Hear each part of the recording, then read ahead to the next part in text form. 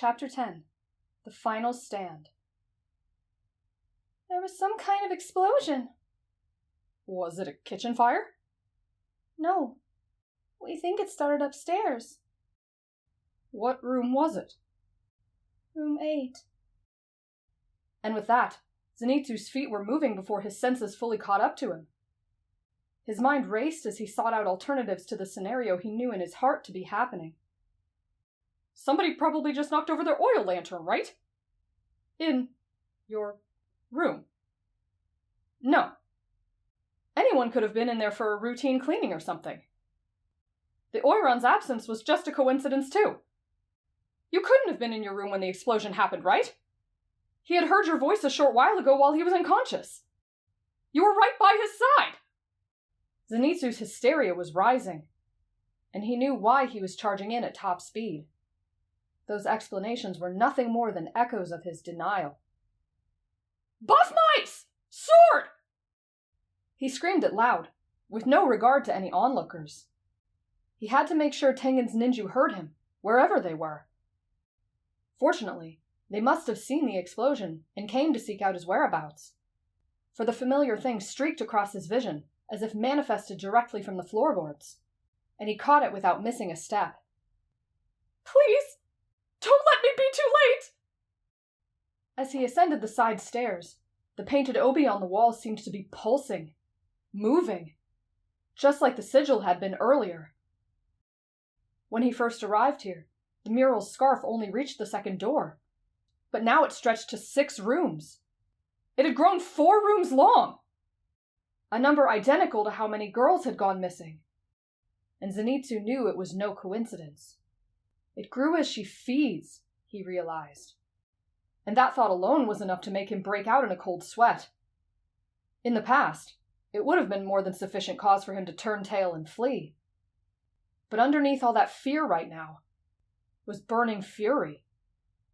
He should have seen it, he lamented, the beast growing stronger. The day he walked in on the triplets, he hadn't counted the rooms wrong like he assumed. This was his fault, for allowing his selfish needs to get the better of him. Each second you spend in the presence of the Oiran puts you in further danger. Zenitsu listened with more focus than he ever had before, and in that instant he could hear your fear, the sickening hum of the demon's predatory aura, readying itself to strike. There was no subtlety in the mural's movements now, no attempts to stay hidden. This was a final stand. The Oiran knew she was about to be caught, and wouldn't cease her hunt until she was stopped. Sword in hand, he couldn't wait for Tanjiro and Inosuke, though he hoped word of the ruckus would reach them soon enough. Surely Tanjiro at the very least would have smelled the smoke. Either way, whatever the outcome, it didn't matter now. He didn't care if they reached him in time, as long as he could reach you in time. Through the windows to his right, the orange air turned to purple as the last kiss of sun vanished below the horizon, his best hope fleeing from his side right when he needed it most. The cloud of smoke was more potent here, the sinister sound fiercer, and the determined blonde planted his feet, lifting his forearms to his face before rocketing himself through the barricade. The resounding crash of broken wood filled the house, and upon regaining his footing, he readied his stance to strike, only to falter in the face of what he saw. He was sure his heart stopped, and time seemed to slow beyond reason. Cast in deep shadow, only the silhouette of you from the waist up was visible, held by some winding appendage of the demon. The entire bottom half of you was gone. Dead. You were dead. I was too late! The despair was too much for Zenitsu, and he felt as though an endless black void was consuming him. His lungs burned from his inability to draw breath, and tears blurred his vision. He would never get to see your beautiful smile again, nor hear your sweet voice.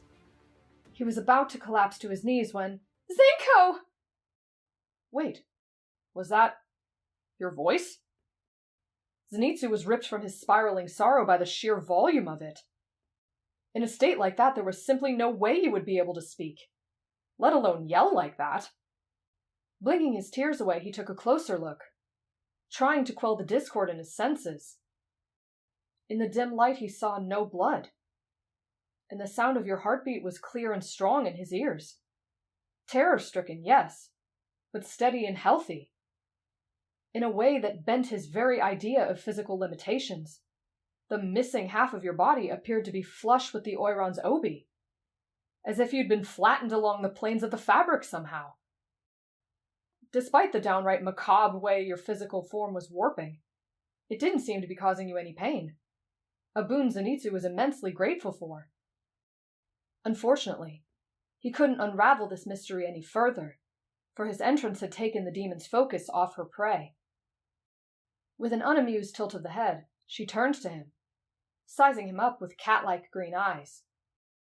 The air shivered when he noticed they beheld kanji that read, Upper Six. This was bad.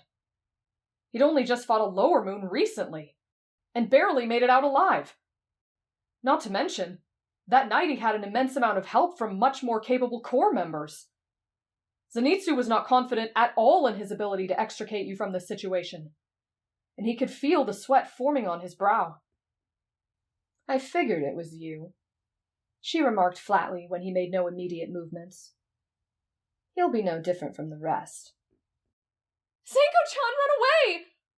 You cried out, fearing for her life. Let her go. Zenitsu tried to say it confidently, to appear intimidating, but it came out wobbly and quiet. He honestly thought his bones might shatter from how violently his knees were shaking, but he had to hold out as long as he could. If he could buy you some time until help arrived, one of his talented comrades might just be able to save you. But just in case they were occupied elsewhere, he needed to distract her long enough to formulate a plan of his own. Trying to draw from his remarkably limited experiences, he recalled that night in the woods with the spider demon. That monstrous creature taunted him relentlessly, and actually talked about his power for so long that Shinobu was able to save him. Perhaps powerful demons liked to talk about their abilities, he contemplated.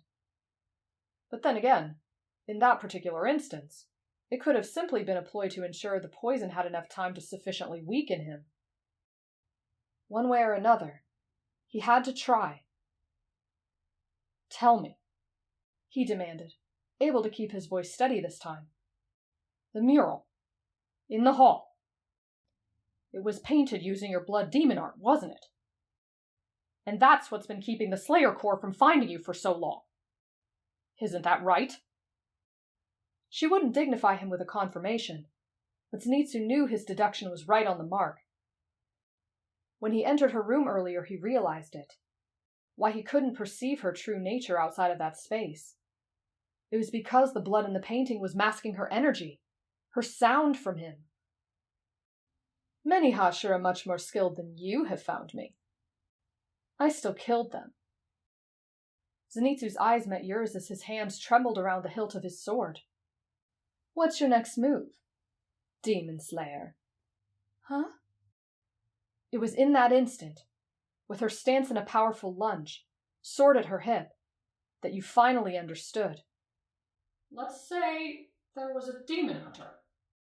His timbre echoed suddenly in your ears, far too low to be a girl's voice. And that was when you put the pieces together. All of his odd behavior smacking you in the face at once. A lady should never be struck like that. I used to train really close to an orchard of peaches if I was a man. And I could protect you. Would you leave here with me? A lightning strike of clarity befell you, which was somehow matched in tandem by a flash of actual lightning. Blinding whiteness filled the room, accompanied by a boisterous clap of thunder, and you flinched on instinct, feeling yourself falling. The strange object that was containing you had been cut, and the demon's spell was released.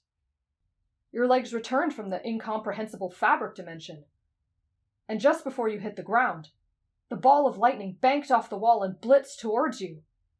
In the blink of an eye, you were in the Demon Slayer's arms, sparks making his very skin glow, but somehow not shocking you. Is this really Zenko? The Oiran let out an irritated noise, about to retaliate. But then the boy holding you hissed between his teeth. The air around you seemed to be vibrating, heating up, and suddenly you were moving so fast you feared your neck might snap. Arms tightened you closer to his body when you recoiled, a gesture of care that could only come from the real Zenko. It was an expression of strength and gentleness, melding together in a perfect balance. He was a storm made manifest, the fearsome destruction and the healing rain. This unnamed demon slayer believed himself to be a coward, but charged in to save you without a second thought. Not a trace of faint-heartedness did you see in this man, except when forced into small, uncomfortable shoes last week. For that he complained non-stop. But when it came to facing the terrors of this world, he shined like a diamond. And it was at that moment you realized you had fallen for the boy that moved like lightning. Not only your friend and savior, but your secret lover as well. Your future husband had infiltrated Nokia in disguise, saved your life, and wanted to elope with you. It was a story too ridiculous for fiction, and it was one you hoped you could tell your children one day. Regrettably, that day likely wouldn't come, for the demon bore her sharp fangs, preparing a counter-strike.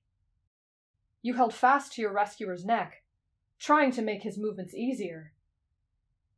"How dare you cut my beautiful Obi!" She reared back, and the sash around her waist seemed to spring forth in all directions, pursuing him. Your eyes shut tightly at the explosion, but then realized it had come from a faraway place, not from the demon in front of you. When you opened them again, you noticed her attention was elsewhere entirely, gawking through the window outside. "He discovered my food stores!" she snarled. "Bastard!" Just like that, the vile creature launched itself in the direction of the sound, leaving nothing behind but a smoldering hole in the wall. For a beat or two, you blinked in disbelief. Was that it? Were you safe now? Your electric hero must have thought so, for he delicately lowered your feet to the ground. On shaky legs you turned to your protector, who looked nervous. "Zenko-chan, who are you?" His gaze flitted down to the floor. "My real name is Zenitsu." Your eyes were greeted with passionate chestnut ones, and you felt the warmth of his hands on your shoulders. "And though I know you might never forgive me for all the deception, I want you to know all the things I said to you, about your worth and how much you mean to me. All of that was the truth. It wasn't a lie." "So, does that mean—" "Zenitsu! Zenitsu!" Two voices called out in unison, the worried echoes of Tanjiro and Inosuke searching for him. A sense of urgency surged in Zenitsu's chest, and he grasped your small hands in his. "It's time for me to go now. There's something I have to do." It was all happening so fast. You had so many questions. He couldn't possibly go now. "I need you to leave this district immediately. Get as far away as possible, and stay there. Take as many as you can with you." "Zenitsu!" Tanjiro's voice rang out once more, saturated with concern. "If I make it out, I'll come for you." He took a step back, sadness and goodbyes swimming in his sweet copper eyes, and you couldn't help but close the distance. Reaching out, you placed your hands on the sides of his face, caressing his round and youthful, but undeniably masculine, jawline. And then you leaned in, placing a soft kiss onto his lips. "Come back to me, Zenitsu."